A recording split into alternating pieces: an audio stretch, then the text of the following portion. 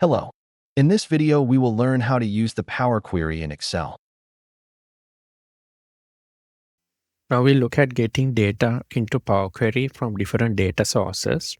So a popular data source is of course the web, where you can get economic data and so on. So you can also get current data so that when the website updates, our Excel Power Query will extract the updated data. So let's say I want to get some GDP data from this website. So it has the countries, the last GDP, previous, and then the reference, and then units. So it has some GDP data for several countries. So if I copy and paste this into Excel, it won't update when the data updates. So let me first copy this link. And then I go into Excel. And from here, I will go to data. And under the get and transform section, I will give the data sources from web. So I will select from web. And here I will paste the URL and click OK.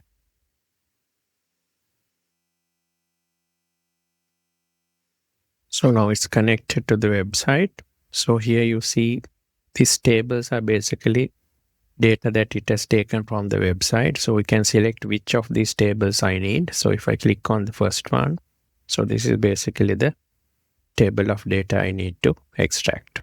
If I go to web view, I can see the data on the website. So this is what I want, United States, so on. So the GDP data. So what I can do is I come here and then click on load. So load will basically load down the data to our Excel. So I got the data nicely organized into a table like this. So formatting has got applied because it's in a table form now. So whenever I want to update the data with the website, all I need to do is come here, go to refresh and click on refresh all. So that will update all the data from the website onto our Excel sheet. Also, as you can notice, we have inserted a new sheet into our workbook, table 1, and this is where our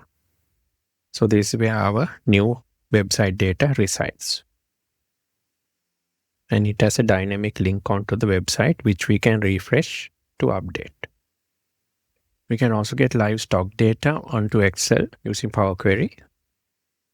So let's say I want some stocks here. So I'll type in the names, Apple, IBM, and Microsoft.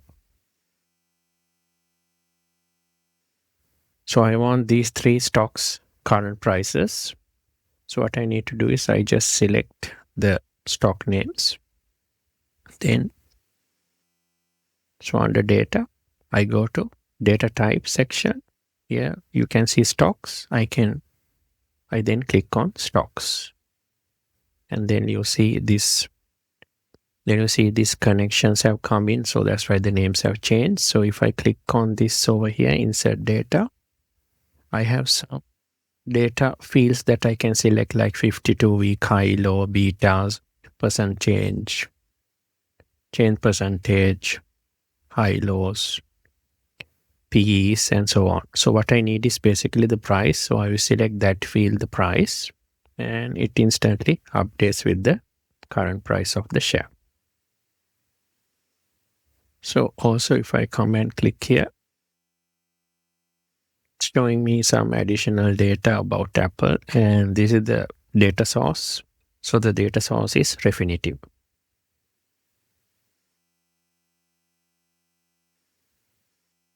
So this is a dynamic connection. Now when the data source updates, the current new price will get updated here.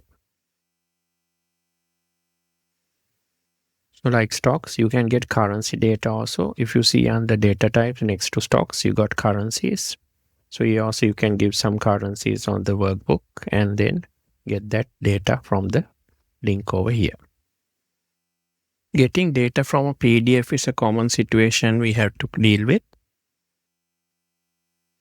So here in this PDF document, I want to take in this table from this page and I want to insert it into Excel. So if I copy and paste this into Excel like this, the formatting, everything, is going to be a mess. So I will have to basically work hard to rectify that.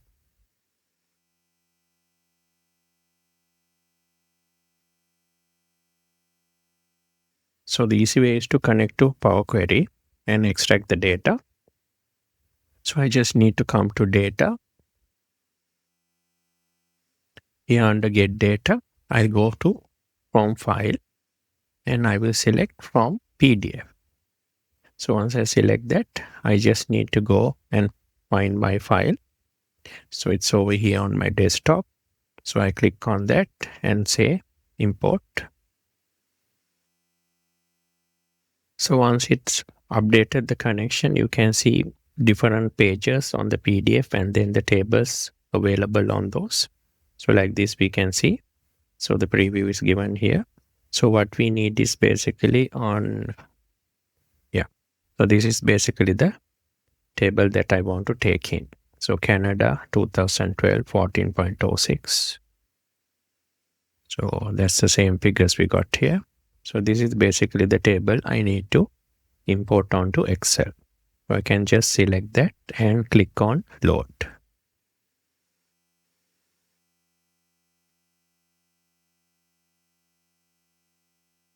So now it's getting the connection and getting the data.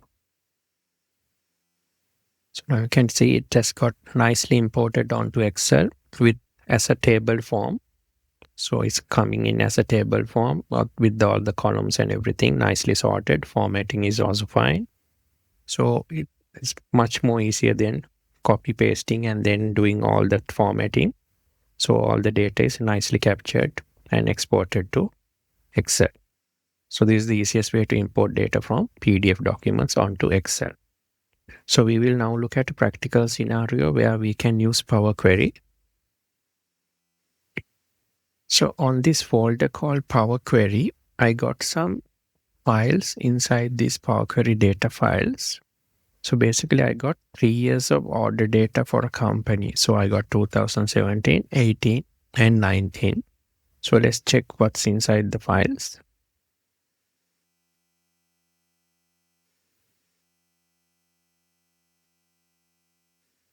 So here basically I got the fields order ID, customer ID, product shifts,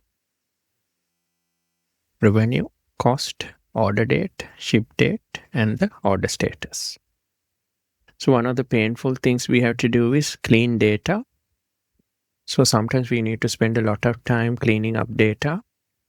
For example, if you check in this customer ID field, so here you see the customer ID is there as well as the customer name. So here the customer ID and the customer name have been combined in one cell. So we will have to separate it out.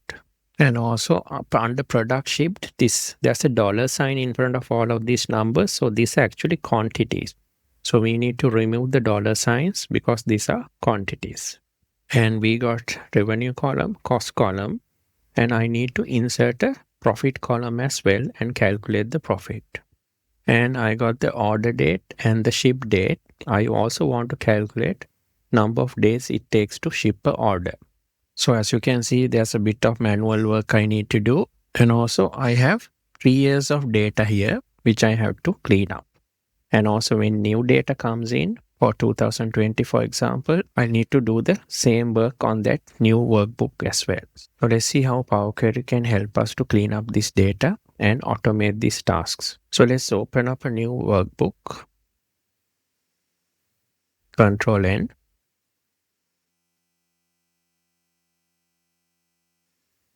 And I will close this 2017 workbook. So the first thing I need to do is get the data into Power Query.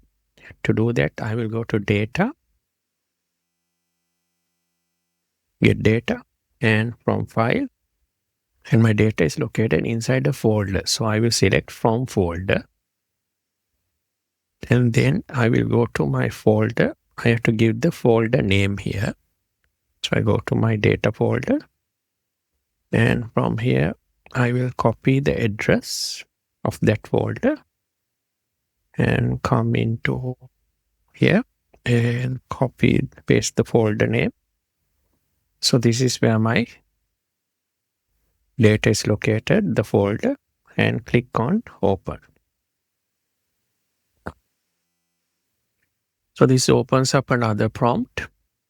So I can see Excel's Power Query has found 3 different files, 2017, 18, and 19. They were inside the folder. So that's fine. So down below, you'll see there are 4 buttons over here. So we have 3 different workbooks here and 3 sheets of data. So I want to combine them. So I need to click on the combine button to do that. The transform data button allows me to basically modify the data before pulling them into Microsoft Excel or Power BI. So when we looked at the data, we saw a few changes we want to do. For example, we want to get rid of a $sign, and then we wanted to split the customer name and then the customer ID. And then we wanted to do some other formula calculations like profit. Then we wanted to do some other calculations like calculating profit. So all of these are the transformations we need to do. The load button basically just loads all of this data into one workbook. So I can combine all of these different workbooks and the 3 sheets into one workbook. So the load button basically just loads that data into Excel without doing any transformations or cleaning up. If I click down on this combine button, I see 3 options. So basically I want to combine all these 3 files together and I want to transform them also. So I will click on combine and transform data.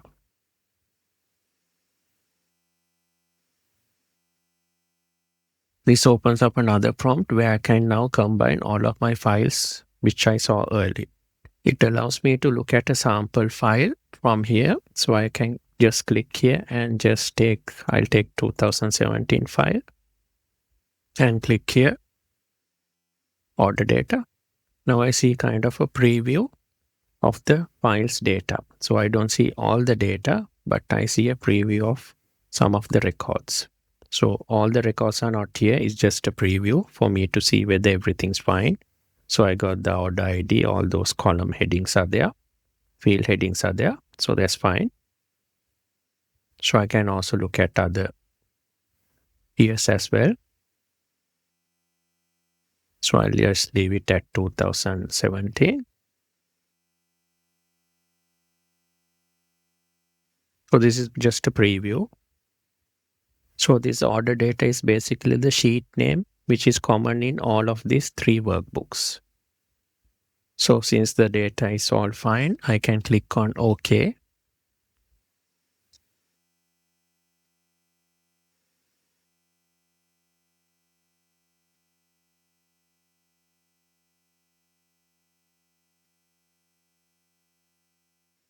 Now basically I'm in the Power Query editor. So this is not an Excel workbook. This is the Power Query editor. And the name is given over here. So this is our Power Query editor. So this is basically the interface of the Power Query editor. So let's look around and see what's available. So here we see the queries on this side. And here we got in the middle the sample data of the file 2017. So as we are doing edits and changes, we can see how it changes with this sample file. So whatever transformations we are doing here will get applied to all 3 years of the data or the 3 files in the folder. On this side, applied steps. These are basically the steps or the transformations that are applied, like removing columns and so on. And you will see when we do changes, this will keep on updating.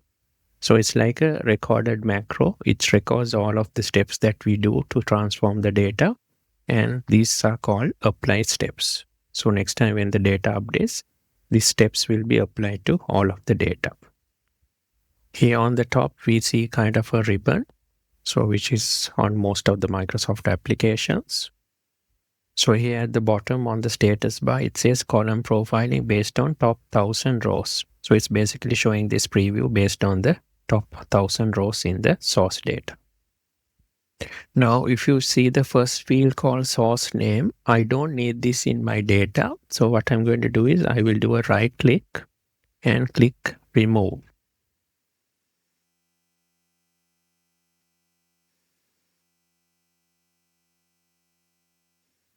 So it's basically the column has now gone. And if you notice on the apply steps at the end, we have removed columns. So this is a new step that I have done. So it's getting updated on the apply steps list. I can also click here and delete this step. So then what happens is the column comes back and it's like a undo. So, and it has changed here. So anyway, I don't need this. I will just delete it again. Right click and remove. And on the order ID field, you see some X's. And these are kind of markers we have put in. I don't want it in the final data. So I want to filter this out. So it's very easy because here we got filters. I just click on that and you see all of the data like a normal filter in Excel. So let me come down and I got all the X's here. So I click that. So it's removed from the data set. I click OK. And now it has basically removed the X's. So there won't be an X's here. And here you will see in the apply steps, it says filtered rows. So I have applied a filter to remove the X marks. So that's getting reflected on the apply steps. So it's basically recording all the steps like the macro recorder. Now the other change I want to do is in the customer ID. I got customer ID and the customer name combined together in this field. So I want to separate it out. So I will come onto the customer ID column header, right click. And then I go to split column. And I want to split by a delimiter. So there's a dash here. So I click on by delimiter. So the delimiter is here, the dash. So there's a space in front and I will put a space afterwards because there's a space after the delimiter dash as well. So I will keep a space like that. Now I will click OK. And see immediately customer ID is now in a separate column and customer name is in a separate column. And here it says change type split column by delimiter. And now by default it has named this customer ID.1 and customer ID.2. So I will go and change the customer ID first name for the code. So I will come here, double click, and that takes me to edit mode. And I will remove the dot and the 1, so it changes to custom ID. So now it's changed to custom ID. Rename columns comes here. So that's fine. So I will change this also. I will double click here and I will type customer name.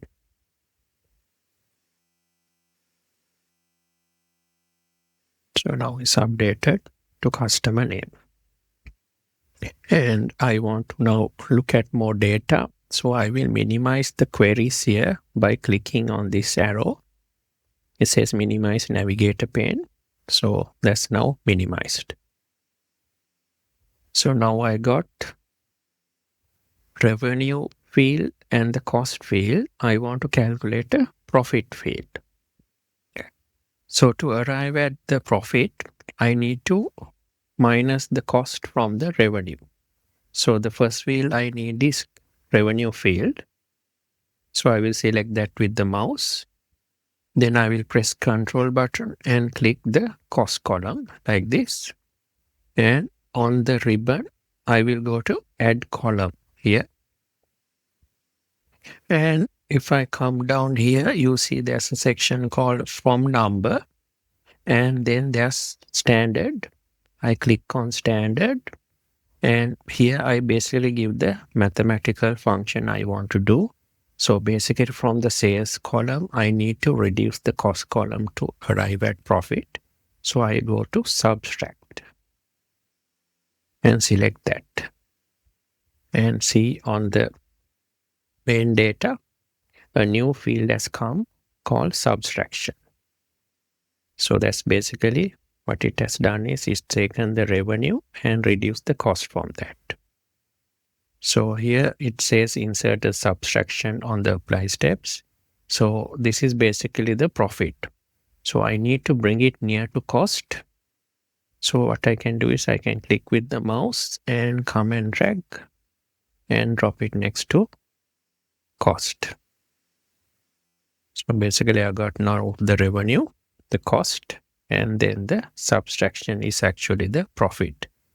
So here also you'll notice on this column headings, on the corner you see 1, 2, 3 like this. So these are because these are numbers 1, 2, 3. And here these are dates. So you get a kind of a date icon. So it's basically identifying the data type by this icon at the corner. So subtraction I need to change. So I will double click on the heading and I will type in profit. So I got profit calculation done. Now the revenue, cost and profit needs to be currency. So I will click on revenue, keep control pressed down and select cost and profit. And I will do a right click and go to change type. And you see at the moment it's a whole number. I need to change that to currency. So I will click on currency. So now it's changed to $sign because now it's in currency format. Now I need to calculate the time to ship as well. We got the ship date and then the order date. So calculate the time for shipping. I need to take the ship date, and from that I need to minus the order date. So I will select first the ship date, press Ctrl and click on the order date. And now because these are dates, I will go to this date icon, click down and click on subtract days. And again I got another subtraction field. So this is basically days to ship. So I will rename that days to ship. And I will drag it next to shipping date. So I got the order date, shipping date, and days to ship. Now all of the applied steps are now recorded over here. So if I want, I can also change the sequence of these steps. So basically these steps at the top happen first, and then subsequently these last steps happen. So if I want to change the order, I can then just drag and drop this like this as well. So sometimes it doesn't make sense, so it will create error. So I can pull it back again. So likewise, I can click and drag and drop the sequence of the steps as well. So now I have gone through the data and I have made a number of transformations to my data. So when I do these transformations, not only am I changing the data, I'm also recording the steps that I have done. So I can basically apply these to new data as they come available. So let's say now I have completed all my data cleanup transformations, everything. I'm happy with the result. And I can look at the preview here and see whether everything is fine.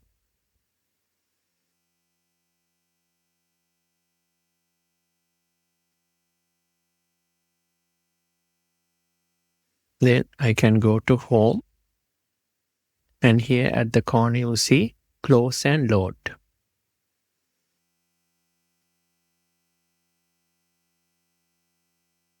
It will close the Power Query editor and load the data into Excel. So I will click here, Close and Load. Now I am basically back in Excel, and there's a tab called Power Query, and my data is in the Power Query sheet. And you should notice now all my 3 workbooks of data actually are combined together now. So here on the shipping date, you'll see 2018, 17,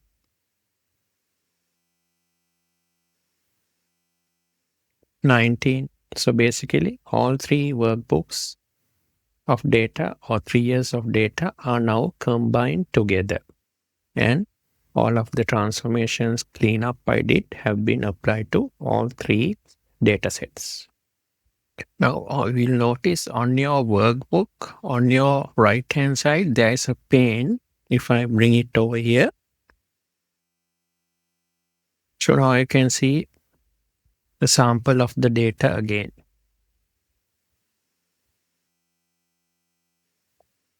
So let's insert a pivot table. I will click somewhere inside the data, go to Insert,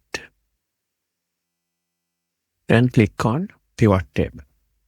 So now it says table range is the Power Query.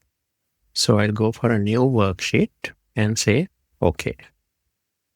So I will select from here for the fields. So let's click on Order Date. So now I got the 3 years here. Then I will add the profit as the sigma values. So I got a summary here of the 3 years and the profits earned for each of the years and the grand total. Now I have just received the 2020 data as well. So the 2020 data file is there. Now in the past, I would have to go through all of the changes manually on that file also. But now since I'm using Power Query, all I need to do is just drop that file into this folder where the other 3 files are located, and Power Pivot will basically do the transformations and combine them together into one file.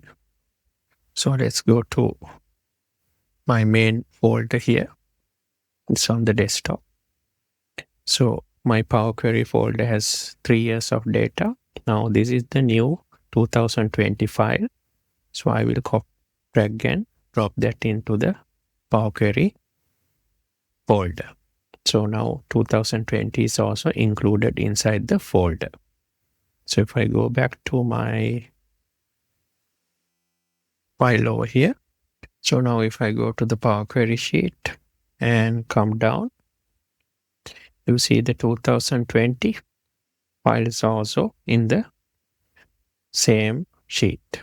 So it has updated with the 2020 data, and all of the transformations we applied for 2017, 18, and 19 have been already applied to this data. And it's in combined one file.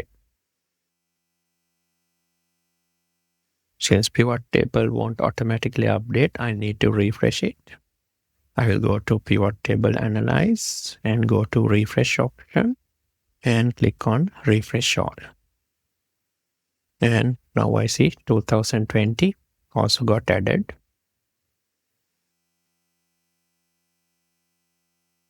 So all of the 4 years of data is now in the same file and cleaned and transformed.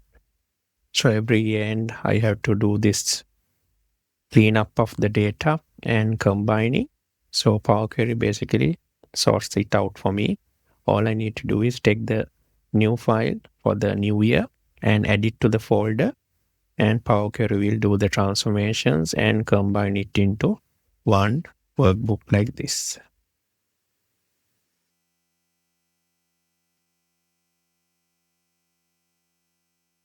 So that's the beauty and the power of Power Query. It automates your transformations. Combining files is automated.